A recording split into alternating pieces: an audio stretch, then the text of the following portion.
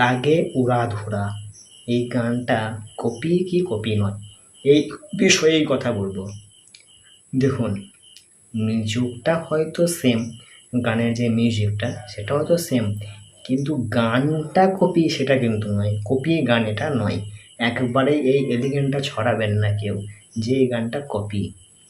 মানে শাকিব খান মানে যেমন তাই বলতে হবে নাকি? উনি বাংলাদেশের সুপারস্টার, মেগাস্টার, তাতে ওনার একটা গান বেরোলো, মিউজিকটা সেম হতেই পারে, তাহলে সেটা কপি হয়ে গেল?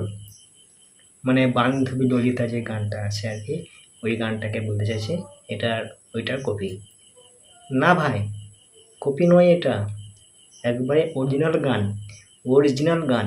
হ্যাঁ, এবারে মিউজিকটা সেম হতেই পারে, তাই না? অসুবিধে নেই এতে, কিন্তু গানটা কিন্তু কপি নয়। কেউ এই এলিগেন্টটা ছড়াবেন না যে এই গানটা, উড়াধরা গানটা কপি। না, কপি নয় এটা।